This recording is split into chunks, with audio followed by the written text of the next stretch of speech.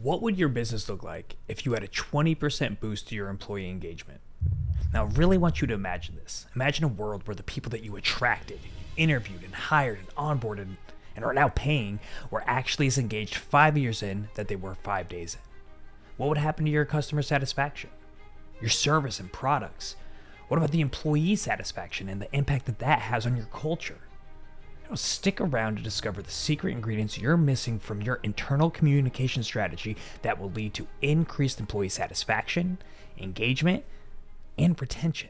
For those of you that are brand new to this project and this show, my name is Matthew Lostaglia. I served on active duty in the Army for 12 years, starting out dragging my knuckles like the rest of them, jumping out of planes, shooting guns, and eventually I shifted into an intelligence role where I was able to provide real-time intelligence to security teams protecting the highest ranking DoD officials, to include the Secretary of Defense and Chief of Staff of the Army. Now, a certain reality sets in fairly quickly for anybody that's done work to excel professionally. And that reality is you spend more of your waking hours at work, collaborating with teammates, working on projects, overcoming obstacles, more time there than anywhere else. That includes time with friends, family, spouses, and yeah, even your children. With this reality, it's equally important to recognize the emotional baggage that you carry from one sector of life to the next. I see this as a triangle that connects home life with work life and rest. Because of that reality, because most of our time is spent at work, my interest in helping people lead more productive and fulfilling lives naturally led me to focusing on that point of the triangle. Now, through leading and following in the Army and now working with small businesses to develop stronger sense of culture, I have found connection of critical importance. As humans, we're designed to connect. We want to connect with our company. We want to connect with their mission. We want to connect with the other people that are also a part of seeing that mission come a reality. Connection's critical to achieving fulfillment in the workplace. And here's the thing. The higher degree of fulfillment we achieve in our work, the better person we are when we're home. We're happier and we're more engaged with the families and those members in our lives. This furthers that personal connection. Now, with all of this connection and fulfillment swirling around in our lives, this removes the barriers to the quality of sleep that we need in order to be ready to fulfill and optimize that time in our workday. We have more energy and we're apt to see and find meaningful connections in the workplace, and that leads to stronger bonds and connections at home. And the cycle continues on and on. Now, we're going to dive into those secret ingredients for your communication strategy. The one last preface I'll make before sprinkling in the number one ingredient is that this strategy, yes, helps your professional relationships, but it's also equally applicable to all other areas of your lives. I mean, try sprinkling these ingredients into your marriage, into your relationship with your parents, or even your kids. See what happens to that level of connection. I don't think you'll be surprised to find that they're going to improve. Now, ingredient number one, vulnerability. I know, super exciting for all of us. But being vulnerable in communication helps to foster trust. It deepens those connections and encourages dialogue by creating a space that people feel comfortable to be honest and genuine. Now, I have a personal story when it comes to being vulnerable that I think is very apropos for this moment. You see, at the time, I had been recently promoted to staff sergeant, still at a junior leader level, but had enough experience and had enough iterations working with soldiers to kind of understand the dynamics of how that works. I had this one particular soldier who was phenomenal. He was a protege. He was a better intel analyst than I was. He was dedicated to his work. He was smart. He picked up on new tasks very quickly. But like the rest of us in our long storied history on the way to progressing through our professional careers, he hit a stumbling block. And it all came to a head actually at one day and one time when he had stayed out late partying with this girl that he was seeing, who was actually a leader in another unit. The problem was they stayed out so late and got so completely obliterated through heavy drinking that he didn't wake up for work that day. And it wasn't just a normal day of work. It was actually the first day of us leaving as a unit to go into the field. And he had responsibilities to coordinate the movements of these different trucks. And without him there, the trucks weren't moving. Nobody knew where he was. And it created quite the catastrophic scenario for the launch of this unit and for our level of professionalism and how the intelligence section was being viewed as a whole from the organization, as well as for him, and not to mention for me being his leader. So there was actually there was a subordinate leader to me who was his first line supervisor, and so I was tearing into him while my senior leader was tearing into me. And eventually we had to get the people that ran the barracks to open up his door, and that's where we found both of these fine soldiers in bed together, completely passed out. You could actually smell the alcohol seeping out from the door when we stood outside of his barracks room. So that was fun. But it led to a very interesting situation where we needed to dig a little bit deeper, because this isn't an event that occurred overnight. This was an event that occurred as a result of a series of events that led up to it. And ultimately, when you think about it, this all-star stud of a soldier was living in a state of cognitive dissonance. He was living his life personally in a way that was not conducive to the way that he was conducting himself professionally. And as a result, his career was going to suffer.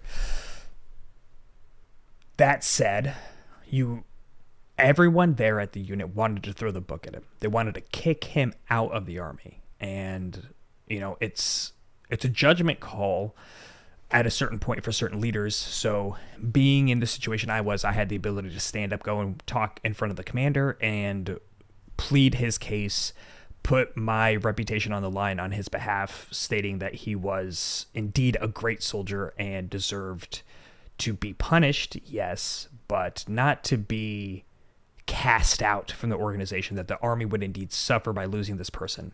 Now, it was my work history with him that led to that happening, but it was also an event where I had the opportunity to speak with him and learn more about what was going on.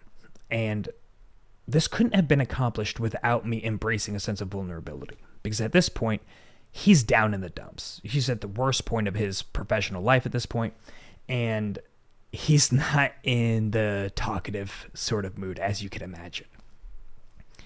Not that he needed coaxing, but he needed to know that, that he's not alone in this. And so I felt compelled to open up to him about some of my stories of the past and how those have come to pass and how I was still able to find a way to succeed, but I had to identify what was important to me. So in that conversation with him, once I opened up and he felt that sense of vulnerability for me, he felt comfortable in being vulnerable himself. And that was the critical changing point. That's when we were able to talk about that part of his career and see, is the person that he's with, is this the type of life that he wants to lead? Does this woman share the same professional values that he does? Does she fit into his goal? He came into the Army, he had a mission, he had a purpose, he was living it out, and then now it's been derailed. And so what kind of life does he want to lead? And I told him that I didn't have any judgment one way or the other. If you want to lead that kind of life, by all means, just know that you're not going to be able to do that in the military. And so through those conversations, we were able to come to a firm conclusion that that is not the life he wanted to live, and he wanted to pursue his career in the military. And it wasn't as straightforward. There was some back and forth. We had to really debate about he had to debate in his own mind about what was important to him. Once he came to that conclusion, then I went and, went to go die on that hill, so to speak. And that's, but I was happy to do so because, like I said, I knew him, great soldier, and I felt confident that he understood what happened and understood what was necessary, what was going to be required of him to get back to where he was at before. That leads us directly into ingredient number 2, which is authenticity. Perhaps the most overused word of our generation. But why? Why is it so overused? Why did it become so popular? Well, being authentic is kind of taking vulnerability and putting it into action, because you can't fake the funk. You're building trust and rapport and encouraging others to be open and participate in that honest dialogue. It creates that environment that your subordinate and your teams feel that they can reciprocate those expressions. So that's what happened through my being vulnerable and through it being authentic and not some manufactured story and not saying what I think a good leader would say and trying to motivate him in the time and moment. I opened up and I was real and I was true and I was honest. It was gritty. It wasn't pretty, and it didn't cast me in the best light, but it was authentic. And that's what hit home. Now, this is absolutely a balancing act, and you're going to stumble along the way. And when you do, don't worry. We have an ingredient for that. Number 3, transparency. You know what being transparent does. Yes, once again, we're building trust. Why is trust so important? I mean, trust is the backbone of every relationship and really every component of our lives. Imagine living in an area that's ravaged by violence and never knowing the status of your home when you get off of work. Were you robbed? Was it burned to the ground? Was it taken over by gangs or even squatters? What about your marriage? Imagine your spouse setting the expectation that they're going to lie about where they are, who they're with, what they're doing. I mean, can you really build a meaningful and fulfilling relationship in life with that expectation? I don't think so. Now take this back to the workplace. Communicating with transparency, especially when the update is not positive, it lets your team know that they're going to be informed even when things aren't going well. And guess what this does? Yeah, it builds trust. But also, I can hear you saying, this is going to scare them away and they're going to quit to go work somewhere else. Now let me summon my inner Jocko here for a second and respond with a firm, unrelenting, good. That's exactly what you want. Those type of people you don't want in your organization. You want true believers, people that buy into the mission, values, and vision of that organization. And that's because those are the people that are going to help figure out and contribute to overcoming the set of obstacles that you're facing now. Sales are down? Good. We can start to implement a different strategy to start bringing them back up. Customer service ratings are down. Good. We can find and dive into the different trends and start to create training to implement ways to get better. But your team can't help you overcome these obstacles if you're shielding them from the truth. So start communicating transparently, even when, or especially when, it's uncomfortable. Number 4, being consistent. Being consistent in communication helps establish reliability and predictability. It enables people to trust your words and your actions and your character and your clarity and to be more clear about what it is that you're communicating. Now, there's different areas you want to be consistent with. You want to be consistent about that messaging like we talked about with the values and the mission and the vision. But you also want to be very clear and consistent with your messaging in between those official lines, in between the official lines of communication. And that includes those run-ins at the water cooler, going out to lunch with your people, and even taking full advantage of those 5-10 minutes before and after an official meeting starts. That type of messaging, that is an opportunity to consistently live out those values that you're talking about. Imagine me opening up to that soldier that we were talking about earlier, and he comes up and he goes to confide in me about a relationship issue, and then I shut him down and tell him that's not appropriate. That's not this type of relationship. That's not appropriate for the workplace. Imagine what that does to that relationship at that point. Imagine what that does in his head. It sends a very inconsistent type of message to that person that they don't know what to expect. And that's going to actively destroy any type of connection and buy-in to me as the leader and to the organization as a whole.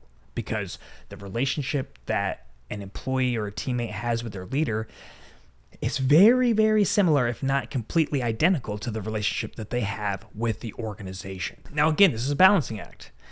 I can tell him that there's time and place for these things and that we're not buddies. But I've shown him that I am a real person, but I'm still his leader.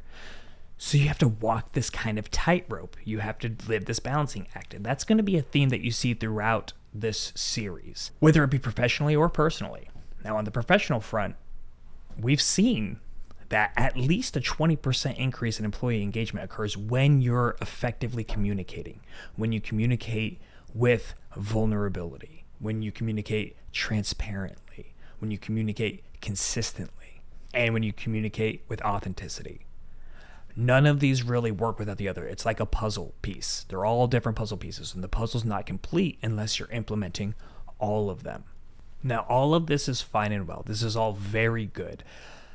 But if we allow the unforeseen, if we don't plan effectively in our communication, if we don't take into consideration the things happening around us, inside of us, between us, then all of this will be for naught. And so if we want to effectively communicate with these principles, then we need to identify the barriers to communication so that we can prevent them and overcome them as they arrive in our workplace. So check out the next video. I look forward to seeing you guys there.